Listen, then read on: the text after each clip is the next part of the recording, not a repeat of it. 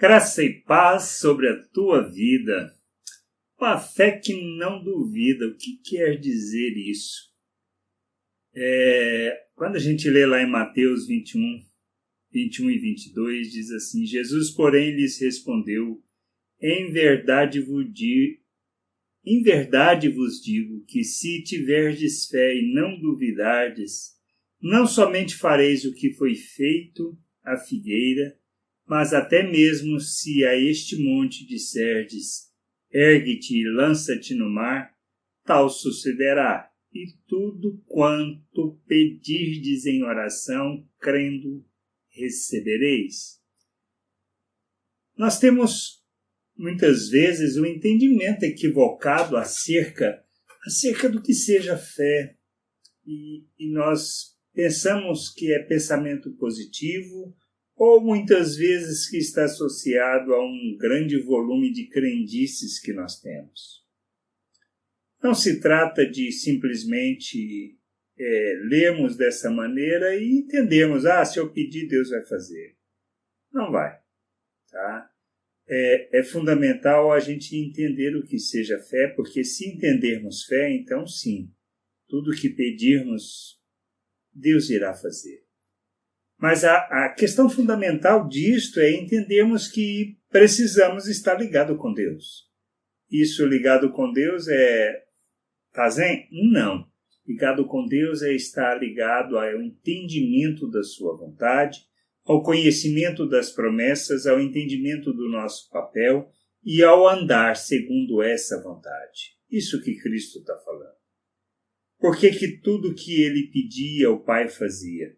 Por uma simples questão, alinhamento de vontade, alinhamento de entendimento, alinhamento daquilo que seja o que é para fazer, como deve ser feito. A gente precisa entender o propósito da nossa vida.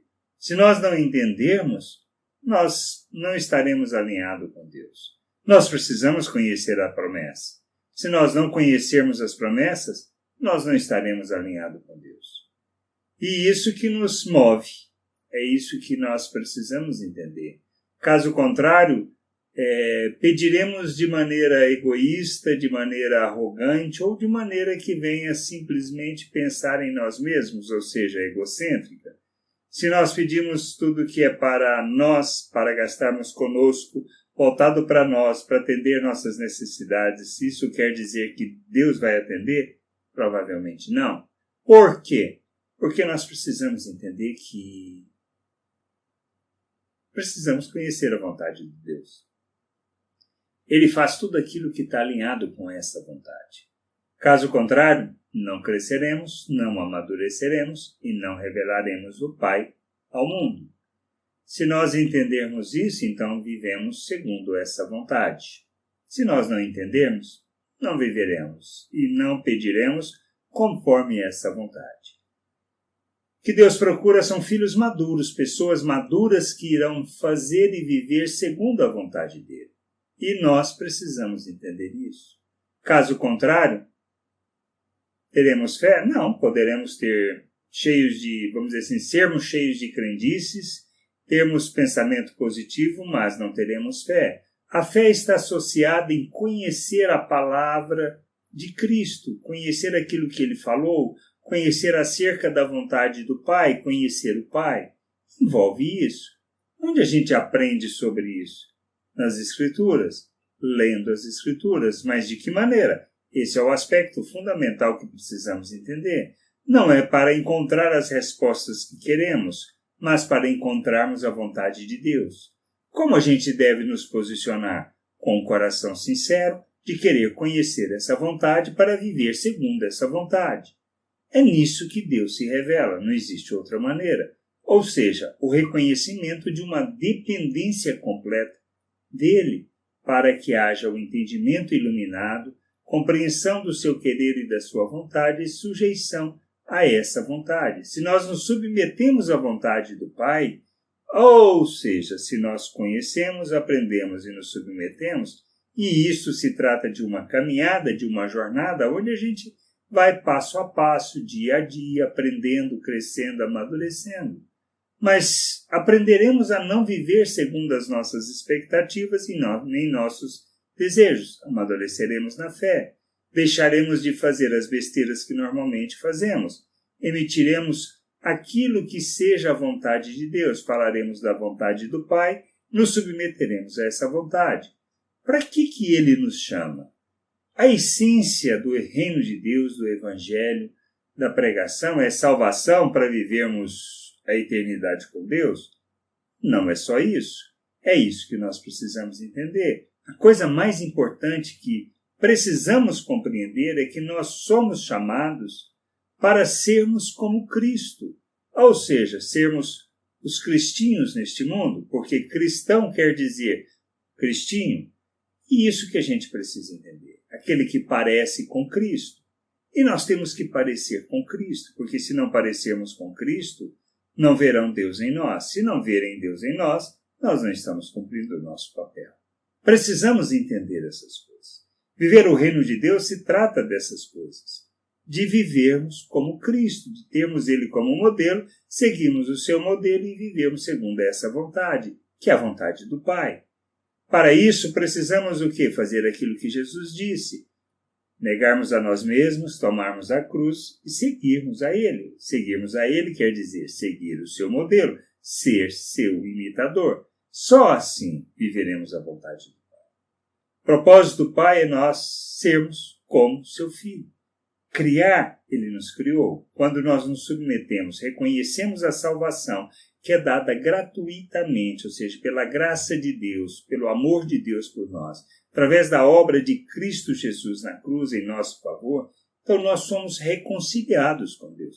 Reconciliados, feito novas criaturas, recebemos da natureza, da vida de Deus, o nosso espírito é vivificado, passamos a ser morada do Espírito. Nós somos inseridos na família de Deus para vivermos o quê? A vontade de Deus neste mundo. O que nós precisamos? Crescer e amadurecer.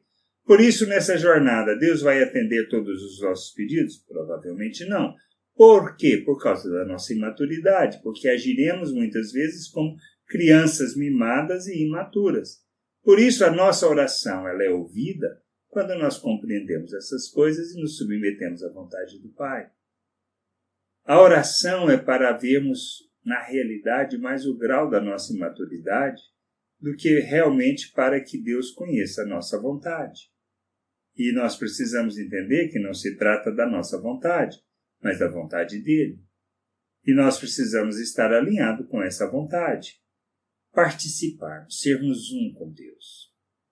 Sermos um com Ele, foi para isso que Ele nos chamou. Esta afirmação está na oração de Jesus, em João 17.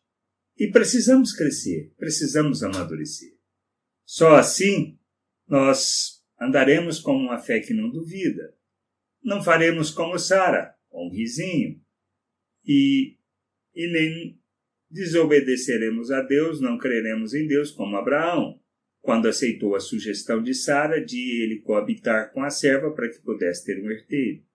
Não se trata dessas coisas. Não se trata de darmos jeitinho, de ajeitarmos, mas de confiarmos e descansarmos plenamente em Deus. Conhecendo da sua vontade, conhecendo quem somos, compreendendo a natureza que temos, em termos de natureza natural, aquilo que é terreno, mas principalmente conhecendo a natureza que Deus nos deu. O novo coração que recebemos, um coração para crescer, amadurecer e conhecer o Pai. Essa é a jornada que temos que nos empenhar. E fazer isso com zelo, com dedicação, com o coração voltado para isso. Conhecer a vontade do Pai. Nós somos chamados para isso. Para vivermos a vontade do Pai.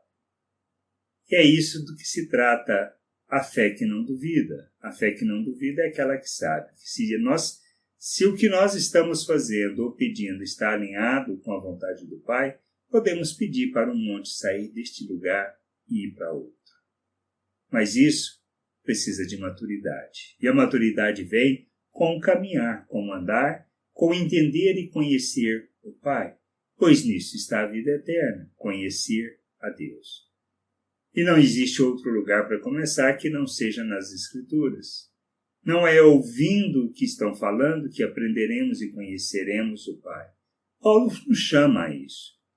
Se alguém está ensinando, ou seja, se um profeta está ensinando, trazendo a revelação de Deus, a igreja deve julgar.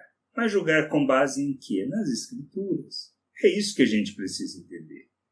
Eu preciso conhecer as Escrituras para experimentar a verdadeira liberdade, a verdadeira vida e ter o conhecimento de Deus e de sua vontade. Que a gente possa crescer nisso, amadurecer e viver essa vontade de forma plena. E aí sim, viver por fé, pois o justo vive por fé.